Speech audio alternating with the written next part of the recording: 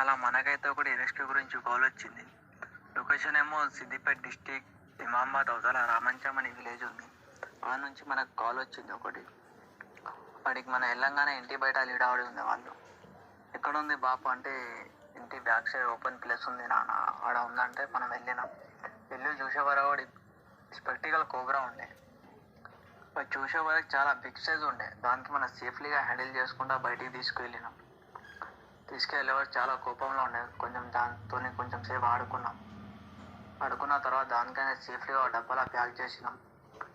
ఈ పాము అనేది ఇంగ్లీష్లో దీనికి స్పెక్టికల్ కోబ్రా అంటారు, తెలుగులో నాగం పాము అంటారు, హిందీలో నాగ్సాం పోతే. ఇలా యూరోడాక్సిక్ వెనమ్ ఉంటుంది. ఇది కాటేసిన ఒక 30-40 మినిట్స్లో మనిషి చనిపోతాడు ట్రీట్మెంట్ జరగకుంటే. మనకు పాము కాటేస్తే ఫస్ట్ మనం టైమింగ్ గుర్తుపెట్టుకోవాలి. ఇంకొకటి మనకు పాముల గురించి తెలిసి ఉంటే దాని పేరు గుర్తుపెట్టుకోవాలి, లేకుంటే దాని ఫోటో తీసుకోవాలి.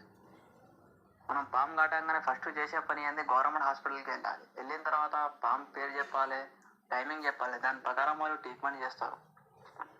ఇంకొకటి యంత్రాలు మంత్రాలని దాని చుట్టూ తిరుగుతే లాభాలు ఏం లేవు, ప్రాణాలే పోతాయి. ఎప్పుడైనా మీకు పాము కాటేస్తే ఫస్ట్ గవర్నమెంట్ హాస్పిటల్కి వెళ్ళాలి. ఇంకొకటి ఏం చేస్తారంటే పాము కాటేసిన ఒక 5-6 ఇంచ్ మీద బట్ట కడతారు. అట్లా ఎప్పుడు కూడా కట్టకూడదు. విషయం పైకి ఎక్కదు అని బట్ట కడతారు, కానీ అంతసేపు మారిపోతే మొత్తం కాలు కానీ చేయి కానీ కాటిన చోట మొత్తం ఖరాబ్ అయిపోతుంది. అట్లా ఎప్పుడు కూడా చేయొద్దు, అది చాలా తప్పు పని. అది అట్లా చాలా ప్రాబ్లం అవుతుంది ఫ్యూచర్లో.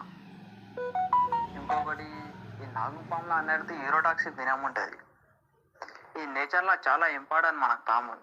మనం ఫ్యూచర్లో ఏమవుతాయి అంటే ఇప్పుడు పులిలు సింహాలు ఎట్లా కనబడతాయో పాములు కూడా అట్లా కనబడకుండా పోతాయి. మళ్ళీ ఈ నేచర్ని కాపాడాలి, అది నా బాధ్యత, మన అందరిది బాధ్యత. అది నేచర్ని కాపాడాలి.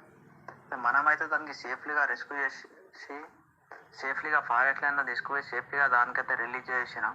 ఒకవేళ మీకు నా వీడియోలు నచ్చినట్టయితే నాకు సపోర్ట్ చేయండి, నా ఛానల్కి సబ్స్క్రైబ్ చేయండి, మీ ఫ్యామిలీ ఫ్రెండ్స్లో షేర్ చేయండి.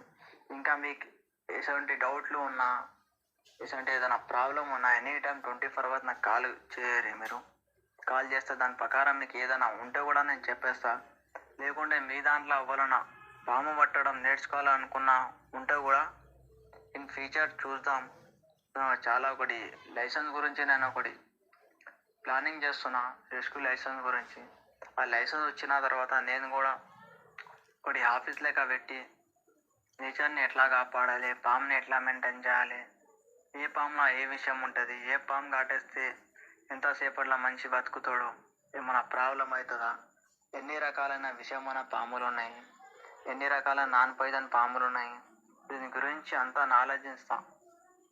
ఒకవేళ మీకు నా మాటలు కానీ నా వీడియోస్ కానీ నా పట్టడం కానీ మీకు నచ్చినట్టయితే నా ఛానల్కి సబ్స్క్రైబ్ చేయండి, మీ ఫ్యామిలీ ఫ్రెండ్లా షేర్ చేయండి, నాకు సపోర్ట్ చేయండి.